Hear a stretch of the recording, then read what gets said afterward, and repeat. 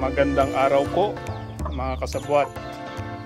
Ang tanong na nais kong sagutin ngayong oras na ito ay bakit magandang pagsabayin ang pag-aalaga ng manok, pato at mga gulay sa ating bakuran. Ang mga manok ay likas na nangingitlog at siyempre pang-ulam natin ang itlog at naglilimlim din po ang ating mga manok. Ngayon ko natuklasan na kahit anong lahi pala ay naglilimlim. May mga RIR po tayo, bagaman ang atin pong mga manok ay hindi na po pure, pero itong RIR natin na ito ay nagpisa na nga po at yan na po ang kanyang sisiw. May 3 po siyang napisa. At ngayon po ay itong ating mga Black Astrolord na atin pong alaga ngayon na mga upgraded po ito, crossbreed po, ay naglilimlim na rin po. Yan. Ayan po. At dito po naman, kanina po yung aking chinek, dalawa po ang kung sa Ilocano ay naglulubbon. Ang isa po ay Black Astrolord at ang isa naman ay Brahma. Pero ang una pong naglilimlim dito ay ang ating Brahma. Ayan. Kaya dalawa po sila. Pinipilit kong tanggalin tong isa ay hindi ko po matanggal. Pero tingnan ko kung anong mangyayari dito. Ayan. Pero ang mahalaga ay napatunayan ko na ang Brahma po pala ay naglilimlim din po. Ito po yung kasamahan ng Brahma. Ang kagandahan nga po kapag tayo po ay nag-aalaga ng ating mga manok, pato at mga gulay ay yung mga dumi po or ipot ng ating mga alagang manok ay ito po ang ating ginagawang pataba. Kaya nga po kahapon ako po ay kumuha ng ipa at ito po ay kanilang kinakain at kapag ito po ay luma na ay inilalagay ko po sa lupa, inihalo ko sa lupa at ito'y nagiging pataba naman ng ating mga po ito sa isa po ito sa result ng atin pong lupa na pinagtamnan ng kalabasa. Kung papapansinin niyo po, ito po yung mga galing sa ating manukan at patuhan ng mga ipa at pinaghalo-halo ko na po ito.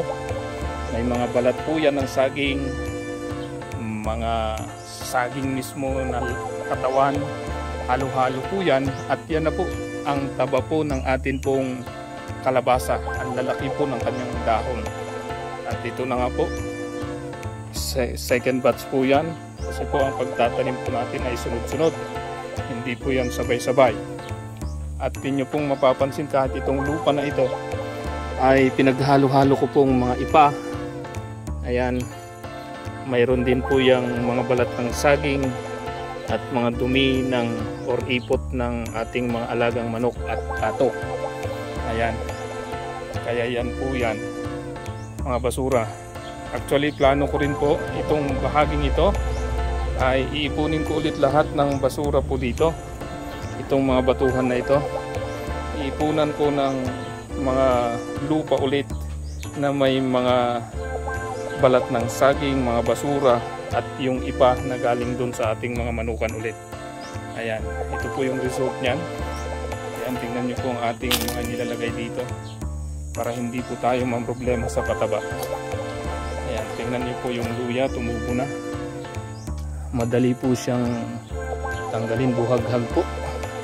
At sa tingin ko po magiging mataba dito ang mga halaman, mga luya at iba pa dahil buhaghag ang lupa.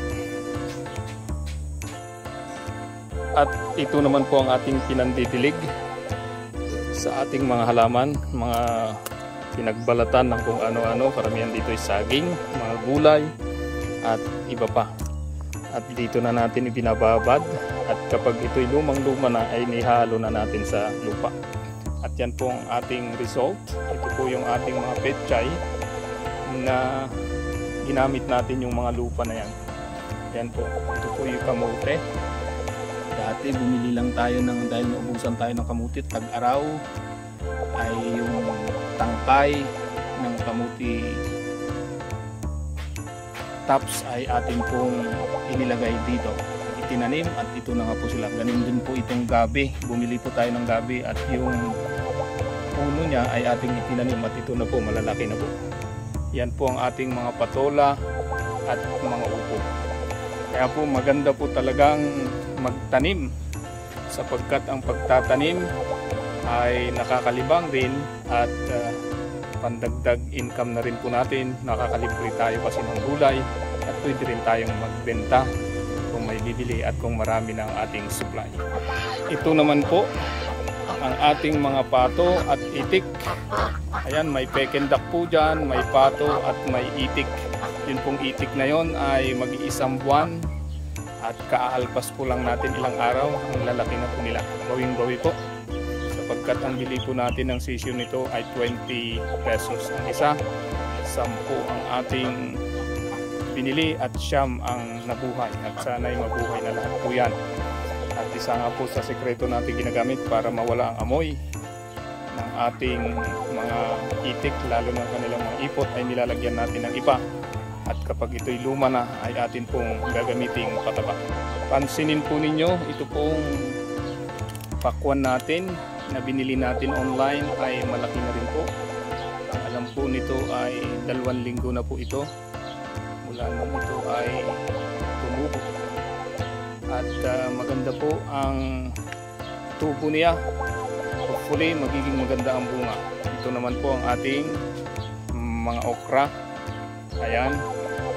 At ito po ay kamatis na atin pong ipinunla.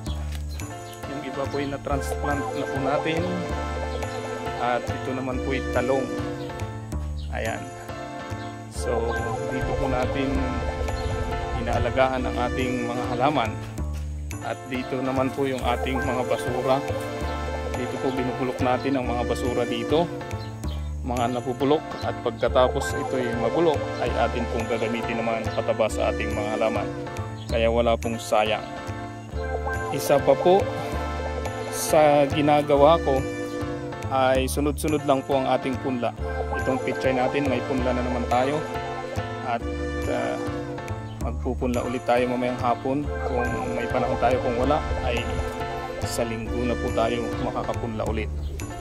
At yun na po, hindi po isang klase ang ating mga itinatanim na mga gulay at mga prutas. Mayroon tayong iba't iba. Ito po ay pakwan, okra, sitaw, halo-halo po yan. May pakyawan din po dyan at mayroon din po tayong upo. Kaya naka-ready na po yung ating balag. At dati po natin itong manukan at patuhan.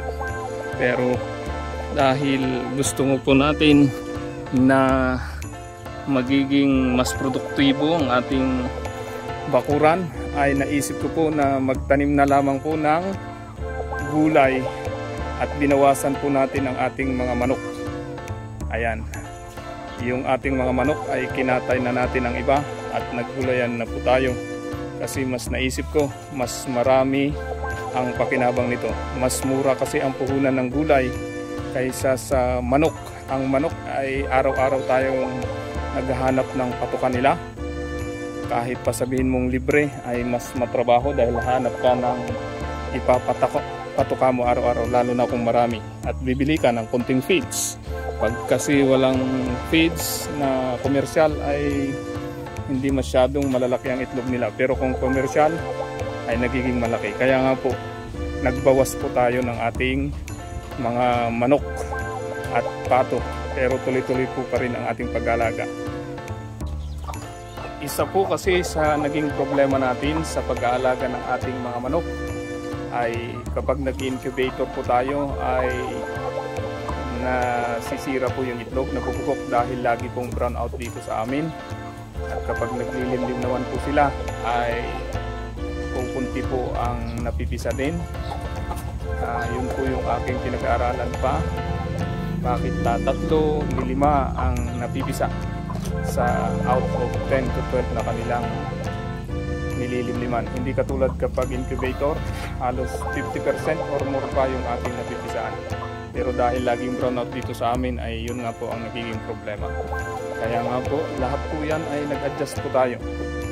Kasi ang buhay ng tao kailangan mong mag-adjust. Pag-aralan mo kung ano nakabubuti. Kaya nga po dating purong manukan at patuhan itong palibot ng bahay ay binago na po natin. At ito naman po ang ating ampalaya.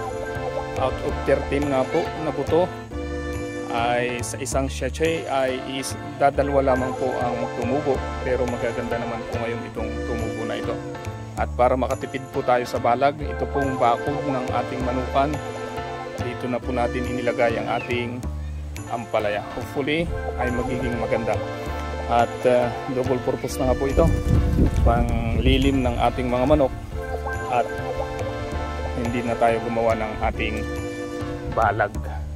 Kaya nga po naisip ko po talaga ngayong higit isang buwan na po tayo mula nung nag-adjust po tayo na nag-alaga na tayo ng gulay, naggulayan na tayo bukod sa ating manukan at patuhan, ay na-realize ko po na mas maganda itong naging desisyon ko, sapagkat kung backyard din lamang ay mas maganda ito dahil mababawasan mo pa nga yung amoy sa paligid, magdadagdag ka ng oxygen dahil sa iyong alagang mga gulay, at yung ecosystem ay nagiging maganda, nakakatulong ka lalo na sa iyong sariling bahay. Kaya ini-encourage ko po kayo, kung kayo ay nanonood at mayroon kayong medyo maganda-gandang pwesto na pwedeng pagtamnan ng gulay at pag-alagaan din ng manok, ay mag-alaga kayo sa inyong bahay, sapagkat nakaka-relax po tuwing hapon at umaga, madaling araw pa lamang po ako po ay gising na para magtanim ng gulay, magdilig, ganoon din po magpakain ng ating mga manok. Ang may sasuggest ko lamang po ay magsimula kayo sa kunti, halimbawa 3 manok or 4 hanggang 20, depende sa iyong inaakalang kayang-kaya mong alagaan na bigyan ng patuka at mga gamot. At yung pwesto na rin, ganun din po sa gulay. Magsimula kayo sa 5 gulay, 10 piraso hanggang parami ng parami para makuha mo yung tamang pag-aalaga nito. Kasi ang gulay may problema din, yung mga insekto. Kung papansinin nyo ay katulad nito, yan po ay na-insekto po ito, kaya ganito na po ang nangyari. Ayan.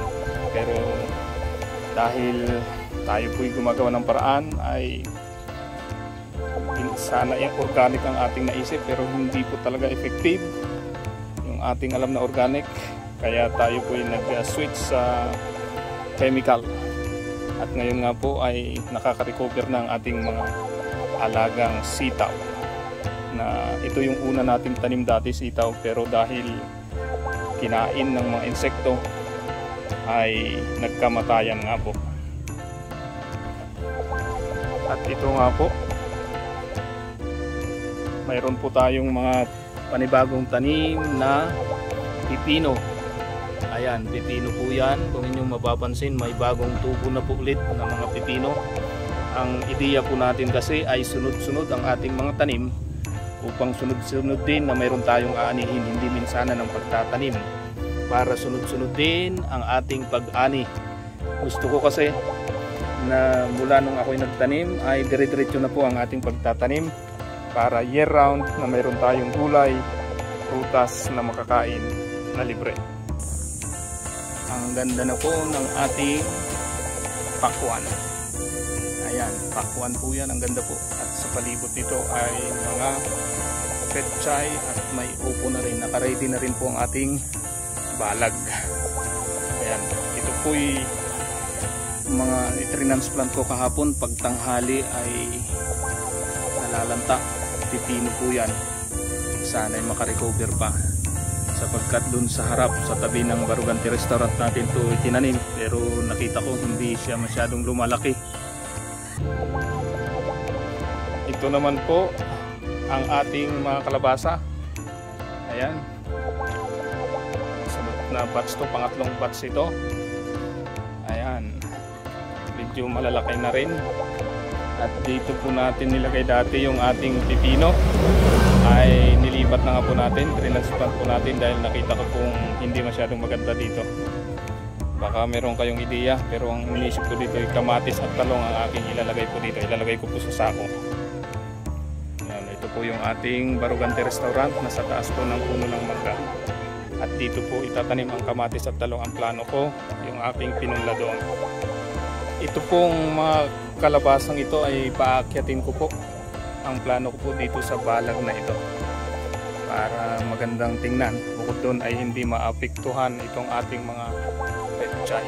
Ang mga pechay natin pag tanghali, ngayon po kasi alas 12 ng tanghali, ay parang nalalanta.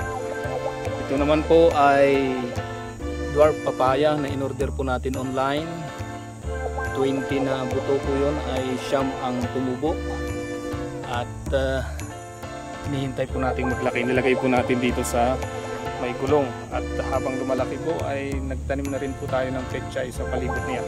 Yan po ang isa pang dwarf papaya. At nandun din po yung isa.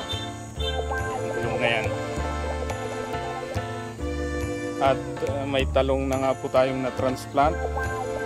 Yan, sana yung maging maganda. Talong. Hinaluan ko po rin ng pechay palibot para hindi sayang space. Ito naman po yung kamatis. Ayan. At plano natin yung mga lata ng mga gatas ay pinagtamnan natin ng pechay at pararamihin pa natin itong mga nakasabit na ito para hindi sayang ang space. Ayan po. At ito na nga po ang ilan nating mga tanim na pakwan. At may giant kulitis din po tayo. Ayan, at upo na rin po. Halo-halo po talaga ang ating klase ng pagtatak. At ang ating mga patula po ay matataas na. Ayan, nandyan na po. Ayan. Ito po. Ito ay 1 month po ang edad na nito mula nung aking itinanim sa lupa. Ganito po pala ang result pag 1 month na, kasama yung pagbabaon mismo sa lupa. At hopefully ay magiging maganda ang bunga ng mga ito. At sa pagitan ito ay may mga pakwan po yan. At mayroon din pong pipino. Pansinin nyo po, ito pong dinayri kong tinanim na pipino dito ay namumulaklak na po. Ayan, may bulaklak na. Pero yung akin pong transplant ay ito po, may bulaklak na rin pero talagang nalalanta pa. Kahit na, sana i-diretso na ang pamubunga ng mga pipino na ito para mayroon tayong maulam. At ang balag na po natin ay naka-ready na po yan. Dadagdagan pa po natin yung mga butas-butas na ito. At yan nga po ang dahilan kaya tayo po'y nag-switch sa gulayan. Dating manukan po ang pwesto nito. Manukan, naging patuhan, ay ginawa na nating gulayan. 2 area na lamang po ang ginawa nating pwesto ng manok at mga pato. At nakita ko po, mas maganda pong pagsabayin ang pag-aalaga ng mga pato, manok at gulay. Dahil makakatulong ang ipot ng manok at pato para maging mataba ang ating mga lupang tinatamnan. Maraming salamat po sa inyong panonood.